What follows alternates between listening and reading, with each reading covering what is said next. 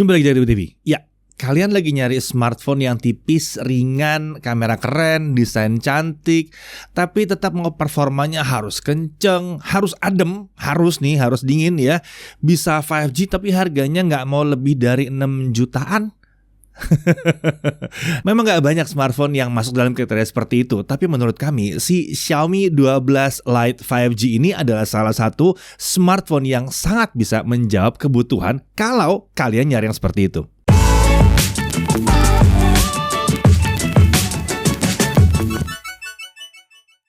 Ya, Xiaomi 12 Lite 5G. Dulu kita udah pernah review Mi 11 Lite ya. Seri itu yang benar-benar populer tuh dulu ya di market Indonesia, terutama karena bodinya yang tipis dan juga ringan, tanpa terasa pemangkasan spesifikasi yang signifikan. Kalau dari Xiaomi global, yang namanya Xiaomi 12 Lite 5G ini adalah penerus dari Mi 11 Lite 5G NE. Tapi versi yang itu nggak hadir di Indonesia ya. Jadi bagi kita mungkin ini akan lebih pas dianggap sebagai upgrade-nya dari Mi 11 Lite tahun lalu. Nah, upgrade apa yang ditawarkan di Xiaomi 12 Lite 5G ini? Yuk kita lihat dulu dari isi boxnya ya. Tentunya di sini ada unit dengan screen protector yang sudah terpasang. Kemudian ada charger 67 watt, ada charger 67 watt, ada charger 67 watt. Kabel USB Type-C ada di sini. Clear case juga masih ada. Dokumen dan SIM injector tentunya ada. Dan di sini masih ada kartu ucapan terima kasih dari Alvinse yang sekarang sudah jadi mantan country director Xiaomi Indonesia. Untuk desain, Xiaomi 12 Lite ini menggunakan flat frame design ya, dengan back cover yang memiliki beberapa lapisan warna, membuat dia bisa menampilkan efek gradasi tergantung dari arah sumber cahaya. Desain ini ditujukan supaya memberikan kesan yang premium dan fashionable tentunya. Back covernya ini terbuat dari kaca dan finishingnya matte, jadi nggak mudah meninggalkan bekas sidik jari. Sedangkan untuk framenya itu pakai bahan polikarbonat. Untuk pilihan warna ada light pink, light green, dan ada black atau hitam. Dimensinya 159,3 x 73,7 x 7,29 mm. Jadi tipis ya, 7,29 mm doang. Bobotnya juga di 173 gram. Ya, jadi ini dimensinya cuman agak sedikit lebih besar dibandingkan si Mi 11 Lite. Jadi dia masih terhitung cukup tipis dan ringan dibandingkan smartphone keluaran yang tahun 2022 atau 2021 akhir ya. Oke, kita lihat di sisi kanan ini ada tombol power dan tombol volume. Di atas ada mikrofon, speaker stereo bagian atas, dan ada infrared blaster. Di kiri ini kosong, bersih ya di sini ya. Di bawah ada SIM tray dengan dual SIM di sini, lalu ada mikrofon, ada port USB Type-C, ada grill speaker stereo bagian bawah, dan untuk audionya di sini juga sudah menggunakan fitur Dolby Atmos. Di sisi belakang ada modul triple kamera dengan LED flash. Nah, kalau untuk kameranya, ini kamera utamanya pakai 108 megapiksel ISOCELL HM2, ukuran sensornya 1/1,52 inci f1.9 autofocus tentunya ya. Untuk rekaman video sampai 4K 30 fps. Tentunya 1080p 60 fps juga tersedia. Untuk slow motion tersedia 1080p 120 fps atau 720p sampai dengan 240 fps untuk real slow-mo-nya ya. Dan ada 960 fps untuk versi interpolasinya. Untuk kamera ultra wide-nya, field of view-nya 120 derajat, bukaannya f2.2, dan tentunya ini adalah kamera fixed focus. Perekaman videonya sampai dengan 1080p 30 fps. Untuk kamera makronya ini 2 megapiksel f2.4 fixed focus, perekaman video sampai dengan 720p 30 fps. Ini agak turun ya dibanding yang dulu pakai tele makro 5 megapiksel autofocus dengan perekaman sampai dengan 1080p 30 fps. Tapi buat yang jarang pakai makro harusnya yang nggak ada masalah yang satu ini ya. Kita lanjut ke sisi layar. Ada earpiece untuk telepon tentunya, dan ada kamera selfie 32 megapiksel f2.45 autofocus. Ya, ini autofocus ya. Dan perekaman video sampai dengan 1080p 60 fps. Wah, menyenangkan nih. Kamera selfie-nya ini terbilang spesial ya untuk smartphone kelas mid-range. Nggak banyak nih smartphone yang punya kemampuan kamera selfie seperti yang satu ini. Bahkan beberapa smartphone flagship yang ada aja nggak bisa kayak gini. Autofocus sama 1080p 60 fps. Langka itu sebetulnya untuk kamera selfie. Asik ya kalau punya kamera selfie kayak gini, mau bikin konten buat TikTok atau IG, mantep yang satu ini ya. Kemudian karena di bagian layarnya tidak ada sensor khusus, untuk fitur face unlock otomatis juga menggunakan kamera selfie-nya ini. Oh ya, satu lagi, di bezel layar bagian atas ini terdapat dua lampu LED yang Xiaomi sebut sebagai Xiaomi Selfie Glow. Kalau lagi di tempat yang gelap, lagi foto selfie atau ngerekam video, lampu ini sangat-sangat bermanfaat nih supaya muka kita masih bisa kelihatan dengan jelas, jadi fill in lightnya gitu. Beralih ke layar, ukurannya adalah 6,55 inci, resolusi Full HD+. Panelnya AMOLED dong. Refresh rate-nya sampai dengan 120 Hz dengan fitur Adaptive Sync di sini. Touch sampling rate-nya nggak kaleng-kaleng juga di 240 Hz. Sementara untuk brightness diklaim bisa mencapai 950 nits. Untuk pixel density-nya ada di 402 ppi. Support HDR10+ dan Dolby Vision juga di sini. Untuk perlindungan dia pakai Corning Gorilla Glass 5 dan dia juga punya in-screen fingerprint sensor karena dipakai AMOLED layarnya ya. Always on display ada, sayangnya audio di sini hanya bisa sampai 10 detik aja, nggak bisa buat nyala terus-menerus. Di setting layar ini ada 4 mode warna, ada vivid, ada saturated, original color, dan ada advanced setting untuk pengaturan yang lebih personal lagi. Defaultnya ada di vivid, tapi kalau kalian tuh suka buat ngedit-ngedit foto, buat konten gitu ya, suka di-upload, saran kami pasang di mode natural, karena color gamut yang paling dekat dengan 100% sRGB, dan ini bisa dicapai oleh semua smartphone. Jadi nggak tampil aneh di smartphone yang layarnya emang kurang gitu ya. Nah, opsi vivid atau saturated itu punya warna yang gonjreng nih ya. Gamut volumenya tuh sampai di atas 130% sRGB, mungkin lebih pas kalau dipakai untuk main game atau nonton film yang satu nih. Nah, terkait refresh dari smartphone ini bisa naik turun antara 60 Hz sampai 120 Hz tergantung situasi. Kalau kita masuk ke YouTube, dia langsung turun ke 60 Hz. Sebagai catatan, karena di app YouTube ini dia 60 Hz terus ya, pengalaman scrolling di dalam app tentunya tidak akan semulus kalau lagi scrolling 120 Hz di menu-menu yang lainnya ya. Beda nih dengan di home screen yang rasanya tuh mulus licin gitu. Nah, bicara di home screen, ini yang menariknya adalah kalau kita scroll, dia ada di 120 Hz. Tapi kalau didiamkan, dia akan turun sendiri ke 60 Hz. Oke, kita lanjut ke spesifikasi. Chipsetnya menggunakan Snapdragon 778G ya. Nah, ini chipset yang kita suka banget nih. Untuk RAM, 8GB LPDDR4X plus memory extension 3GB. Storage-nya 256GB UFS 2.2. Nah, saat pertama kali dinyalakan, storage-nya sudah terisi sekitar 29GB untuk sistem, aplikasi bawaan, dan lain-lain. Jadi storage bersih yang bisa kita gunakan masih cukup banyak di sini. Untuk baterai, 4300 mAh. Sementara untuk chargernya 67 watt turbo charge. Untuk sensor lengkap, proximity sensor, ambient light sensor, accelerometer, gyroscope, elektronik kompas ada semua di sini. OS dia pakai MIUI 13 dengan Android 12. Untuk update OS-nya, nah banyak banget yang nanya ya. Ada 3 tahun security patch dan 2 kali OS update ya. Jadi setelah yang 12 ini dia akan naik ke 13 dan naik ke 14. Itu sudah dijanjikan. Oke, pasti banyak yang nanya iklannya gimana? Nah, setelah pemakaian kita nggak nemu iklan yang mengganggu nih. Kondisi yang biasanya munculkan iklan seperti lagi pakai file manager bawaan atau saat proses install aplikasi, dalam pengujian kali ini tidak memunculkan iklan. Menarik ya. Nah, untuk konektivitas dia udah 5G, tentunya 2G, 3G, 4G, 5G bisa semuanya ya. Untuk Wi-Fi udah Wi-Fi 6, Bluetooth 5.2 dan Bluetooth audio codec-nya lumayan lengkap di sini ya. SBC, AAC, aptX segala macam gaya ada di sini, LDAC juga ada, HDC juga ada di sini. Kemudian NFC tentunya ada, Wi-Fi sharing juga bisa, dan display out via USB port, sayangnya ini belum bisa. Nah, sekarang kita lanjut ke pengujian performa. Kita mulai dari benchmark dulu ya. Dalam setting baterai tidak ada pengaturan performa seperti di beberapa smartphone Xiaomi lain. Jadi pengujian kita lakukan dengan setting default aja ya. Dan semua pengujian kita lakukan tanpa pendinginan ekstra. Oke, kita lihat dulu. Antutu 9 528 ribuan. Geekbench 5, single core 777, multi-core di 2955. Lalu 3D Mark Slingshot Extreme Graphics Score-nya di 5176. Untuk 3D Mark Wildlife Stress Test-nya, menarik di 98,8%. Stabil sekali ya. Stabil tanpa kipas tambahan ini ya. Oke, GFX Bench 1080p Cartridge off-screen di 33 fps, sementara GFX Bench 1080p T-Rex off-screen di 132 fps. Untuk CPU throttling test selama 30 menit kita dapat skor 83%. Di CPU throttling test ini terlihat setelah 10 menit CPU menurunkan performanya. Ini adalah hal yang umum terjadi supaya smartphone tidak terlalu panas. Kalau mau digas yang lama ya, mau tetap dia hajar tinggi terus performance-nya, tinggal pakai fan grip. Maka hasilnya akan jadi seperti ini, nggak ada throttling sama sekali. Nah, sekarang mari kita lanjut ke gaming. Kita mulai dengan Genshin Impact ya. Settingnya highest 60 fps, skenernya adalah traveling sekitar 30 menitan.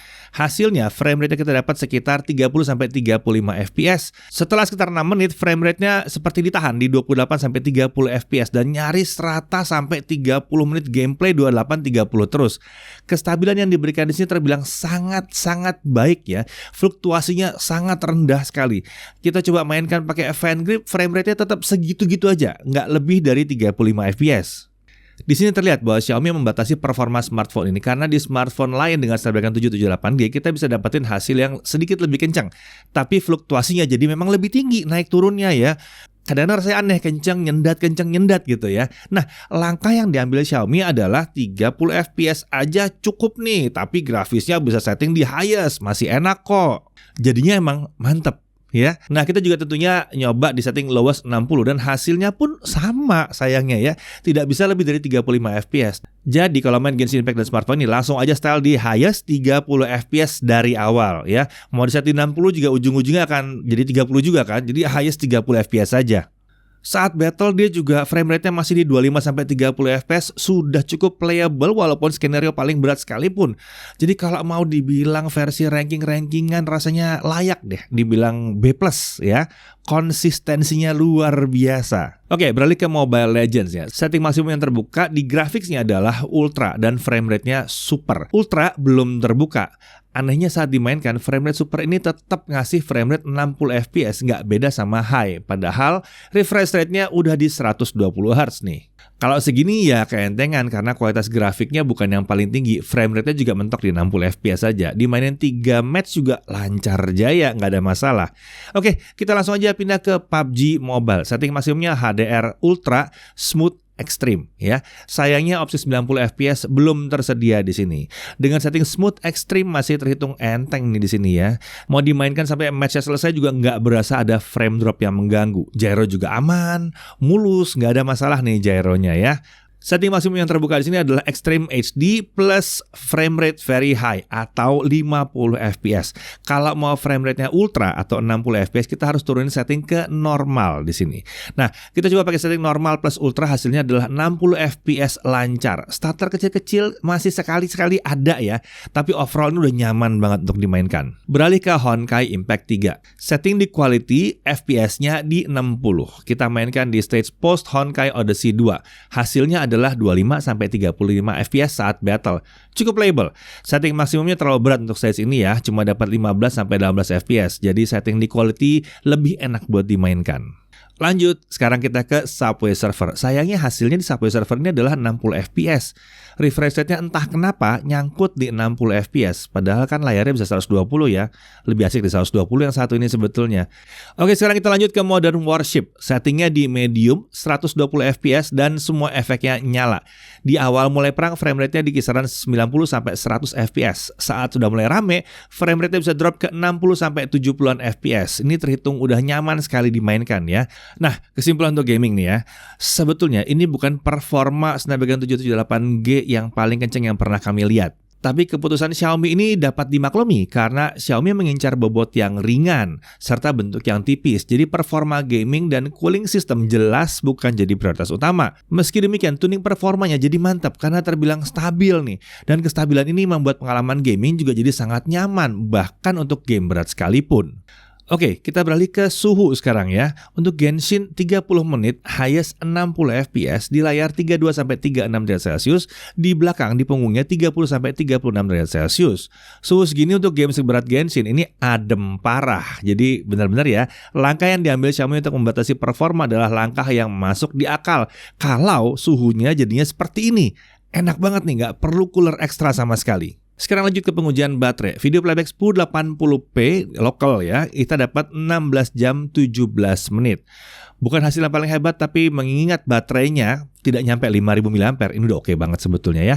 Sementara itu untuk YouTube streaming 1080p non HDR selama 30 menit baterainya turun 3%. TikTokan 30 menit baterainya turun di 5%. Genshin Impact 30 menit highest 60 fps baterainya turun 14%, sementara Genshin Impact 30 menit lowest 60 fps baterainya turun 12% selama 30 menit tadi ya. Jadi kami merasa bahwa kemampuan baterai cukup baik untuk kapasitasnya memang hanya 4300 mAh. Ya, ya memang nggak terlalu besar, tapi dipadukan dengan SoC yang irit daya, kemampuannya jadi terbilang bersaing dengan smartphone lain yang bahkan pakai 5000 mAh. Nah, untuk charging, charger 67 watt turbo charge-nya ini ya bisa mengisi 0 sampai 50% dalam 14 menit, sementara 0 sampai full itu hanya butuh waktu 47 menit. Ini udah cukup kencang. Ini cukup kencang di sini ya. Oke, sekarang kita lanjut ke pengujian kamera, tapi tentunya bareng sama Chris. Oke, jadi singkat cerita, kameranya Xiaomi 12 Lite ini berhasil bikin saya terkesan. Mari kita bahas mulai dari kamera selfie-nya dulu nih. Jadi ini adalah hasil kamera selfie-nya di 1080p 30 fps, gambarnya tajam, dan warna terbilang cukup natural. Yang bikin saya terkesan ada di dynamic range-nya ya. Kamera selfie-nya ini seperti punya mekanisme real-time SDR video di kamera selfie-nya. Perbedaannya sangat terlihat kalau kita bandingkan dengan resolusi 1080p 60. Coba cek di gedung belakang saya nih. Udah agak silau kan ya? Sebetulnya ini situasi yang wajar, karena kameranya ini memprioritaskan pencahayaan ke wajah. Sekarang coba cek 1080p 30-nya. Kelihatan kan bedanya? Pencahayaannya ini jadi bisa lebih seimbang gelap terangnya. Jarang sekali ada kamera selfie di kelas mid-range yang video selfie-nya bisa sebagus ini. Urusan stabilizer kalau di 1080p 30 dia stabil, nggak ada masalah. Tapi sayangnya kalau di 1080p 60 stabilizernya tidak aktif. Terlihat juga dari sudut pandangnya yang sedikit lebih lebar. Tentunya yang nggak boleh lupa dibahas adalah kemampuan autofocus di kamera selfie-nya. Masih banyak orang yang bingung buat apa sih autofocus di kamera selfie? Emang penting? Nah, umumnya kamera selfie, terutama di kelas yang bukan flagship, itu membuat posisi smartphone dengan wajah kita itu ada jarak tertentu agar fokusnya maksimal.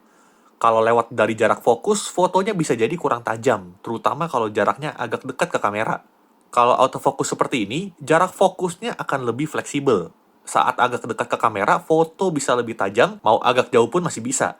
Ini poin utamanya, fleksibel. Lalu alasan berikutnya adalah, autofocus ini akan bermanfaat terutama untuk yang mau bikin vlog, bikin konten TikTok, yang model presentasi dan butuh menunjukkan sesuatu ke kameranya seperti ini. Dipadukan dengan kemampuan 1080p 60 fps, ini bikin video bisa jadi lebih mulus. Agak susah sih untuk melihatnya di sini karena video ini diekspor ke 30 fps. Ini saya bikin slow motion aja untuk ngasih lihat selfie 30 sama 60 bedanya gimana. Ini hasil mikrofonnya, saya nggak pakai mikrofon eksternal. Suara yang kalian denger ini adalah suara langsung dari mikrofonnya si Xiaomi 12 Lite. Untuk mikrofon nggak ada yang spesial, kemampuannya terbilang baik aja, cukup untuk vlogging tanpa mikrofon eksternal. Suara saya ngomong masih bisa terdengar dengan baik. BTW, voiceover ini saya pakai mikrofon bawaan Xiaomi 12 Lite ya. Lanjut ke kamera utamanya, dan ini nggak kalah keren, gambarnya tajam, dan karena sensornya cukup besar, efek bokeh naturalnya cukup terasa di sini nih. Dynamic range-nya standar, sepertinya real-time SDR processing-nya nggak aktif kalau di kamera utamanya nih. Tapi default-nya aja udah bagus kok. Yang saya apresiasi dari kamera utamanya ini adalah stabilizer-nya lengkap di semua resolusi. Mau 1080p 60, stabil videonya. Biasanya 1080p 60 sering jadi korban pemangkasan stabilizer nih. Kalau di Xiaomi 12 Lite ini sih stabil. Sayang aja selfie-nya belum tadi ya. Mau 4K 30, stabil juga. Lanjut ke kamera ultrawide, buat saya just oke aja. Keterbatasannya klasik di mana videonya itu hanya mentok di 1080p 30 aja. Standar ultrawide mid-range. Terkait stabilizer aman, videonya stabil, nggak ada masalah. Satu hal yang jarang sekali bisa dilakukan smartphone kelas harga segini adalah kemampuan pindah kamera saat lagi merekam video. Xiaomi 12 Lite ini punya fitur ini. Jadi, kita bisa pindah langsung dari kamera utama ke ultrawide atau sebaliknya. Kalau ke kamera selfie belum sih. Tapi apakah ada smartphone keluarga Xiaomi yang punya kemampuan seperti ini untuk kelas harga yang mirip? Seingat saya sih nggak ada ya. Kalau ada, kalian tulis aja di komen. Mungkin saya yang terlewat. Lanjut ke low light, hasil kamera selfie-nya seperti ini. Udah noisy gambarnya, tapi di level yang wajar. Yang menarik, efek jitternya tuh nyaris nggak terasa di sini. Kalau kamera utamanya hasilnya seperti ini, masih cukup bisa diandalkan, noise-nya minim. Kalau efek jitter stabilizer-nya masih terasa dikit sih, tapi ini masih terhitung wajar juga. Lalu kalau kamera ultrawide-nya seperti ini, jangan dibandingin sama kamera utamanya ya, jelas beda kemampuannya. Kalau di ultrawide-nya ini kalian lihat di jalanan bawah ini aja udah nggak kelihatan kan? Kalau urusan autofocus di malam hari, ternyata kamera selfie-nya ini masih cukup bisa diandalkan.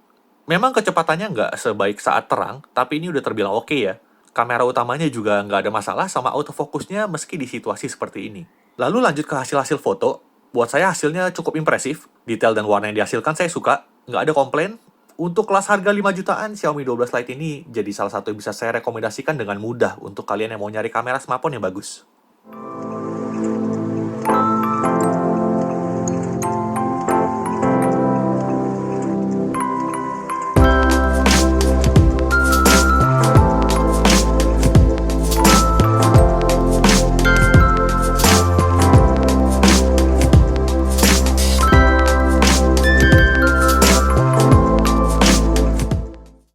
Terkait fitur ekstra, saya nggak bahas banyak, nanti kepanjangan videonya. Intinya ini udah lengkap banget. Kalian bisa lihat aja di sini. Yang udah pakai Xiaomi, terutama mid-range ke atas, mestinya sih udah nggak asing sama fitur-fitur ekstranya ini. Paling saya tes di slow-mo, ini contoh hasil 1080p 120, lalu ini contoh hasil 720p 240, lalu yang ini 720p 960. Udah lumayan oke, tapi jelas kualitas gambarnya akan turun drastis dibanding 1080p 30 ya. Ini wajar untuk kamera smartphone. Jadi apakah kameranya ini sempurna? Ya jelas tidak ya. Ada beberapa hal yang saya harap bisa diperbaiki atau ditingkatkan lagi sama Xiaomi nih. Yang pertama, yaitu tadi, selfie 1080p 60-nya nggak diberikan stabilizer. Heran saya juga, ngasih stabilizernya kok nanggung. Ini bukan keterbatasan SoC ya, karena kamera utamanya bisa tuh 1080p 60 stabil. Kemudian berikutnya, fitur dual view-nya agak di bawah harapan sih. Entah kenapa frame rate-nya jadi 24 fps dan kualitas gambarnya jadi terlalu soft. Biasanya smartphone Xiaomi lain bisa lebih baik dari ini. Kemudian saat pakai portrait mode di kamera utama, fitur HDR-nya tuh jadi nggak berfungsi ya. Ini juga hal yang aneh, karena kalau di kamera selfie-nya ini portrait bisa, HDR-nya juga bisa jalan. Kemudian berikutnya, ultrawide dan selfie-nya belum bisa rekam 4K. Kamera makro, nggak perlu dibahas lah kalau itu. Kalau yang model kayak begini udah saya anggap nggak ada.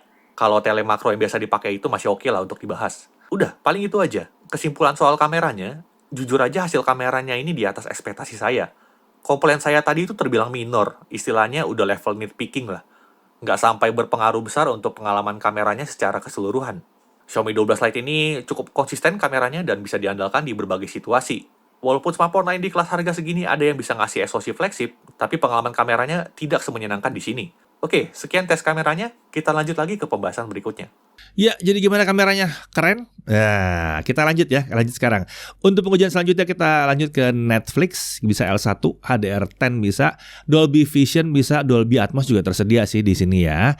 Lalu untuk YouTube HDR video playback tentunya bisa, ditambah dia bisa playback video HDR sampai dengan resolusi 4K 60 fps. Untuk haptic feedback, feel getaran yang dihasilkan sudah sangat nyaman sama dengan flagship yang lain ya, terutama flagship Xiaomi ya. Jadi nggak salah sih namanya Xiaomi 12 Lite ya, berasa flagship banget di sini. Oke, untuk harga, nah kalau yang satu ini kalian bisa cek di deskripsi untuk tepatnya. Yang jelas harganya terjangkau ini ya. Garansinya adalah 24 bulan atau 2 tahun penuh. Oke, masuk ke hal yang perlu diperhatikan. Nah, untuk kalian pengguna Xiaomi 11 Lite yang mau upgrade ke sini, perlu diingat bahwa bobot dan dimensinya si Xiaomi 12 Lite ini sedikit lebih besar. Jadi jangan berharap dapat yang super tipis dan super ringan. Lalu di sini sudah tidak ada headphone jack. Sayangnya juga adapternya nggak disediakan. Dan kemudian untuk always on display ini hanya 10 detik ya, nggak bisa selamanya. Untuk performa juga Snapdragon 778G-nya ini sedikit lebih rendah dibandingkan smartphone lain yang pakai 778G juga.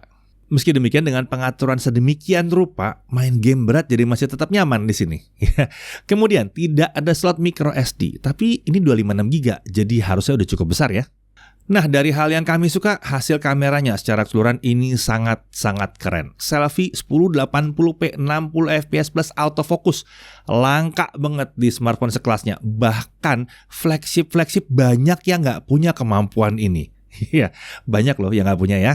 Nah, kemudian dia udah punya Xiaomi Selfie Glow. Ini bikin kamera selfie-nya jadi bisa diandalkan dalam kondisi tergelap sekalipun. Kemudian kualitas layarnya juga terbilang oke ya. Udah support Dolby Vision dan ada HDR10 Plus juga. Performanya terhitung kencang dan stabil di sini. Suhunya luar biasa adem walaupun diajak main game berat. 5G udah tersedia di sini. Desainnya keren, tipis, cukup ringan. Speaker stereo udah dilengkapi dengan Dolby Atmos juga, NFC ada, infrared blaster ada, in-screen fingerprint ada, dan ini minim iklan atau bahkan nggak ada iklan. Setidaknya dalam pengujian kami tidak nemu iklan ya. Nah, kemudian isi box masih ada case, screen protector, dan ada charger. Ya, lalu garansinya 2 tahun penuh. Untuk harga segini garansi 2 tahun luar biasa. Akhir kata, di kelas harga 5 jutaan, Xiaomi 12 Lite 5G ini tetap bisa jadi pilihan yang sangat menarik kalau kalian mencari smartphone yang desainnya keren, kameranya keren, tapi tetap punya performa yang kencang. Pengalaman pakainya tuh terbilang menyenangkan di sini ya. Walaupun di harga serupa, kompetitornya bisa ngasih SoC flagship gitu ya, tapi kameranya nggak sebaik si Xiaomi 12 Lite ini. Dan Snapdragon 778G juga punya performa yang bukan kaleng-kaleng ya. Ya, kenceng yang satu ini. Ditambah lagi bobotnya ringan. dan bodinya tipis. Suhu kerjanya juga adem. Xiaomi 12 Lite 5G ini malah jadi bisa memberikan kenyamanan dan keunggulan tersendiri. Saya Deddy Irfan, Jakarta TV TV.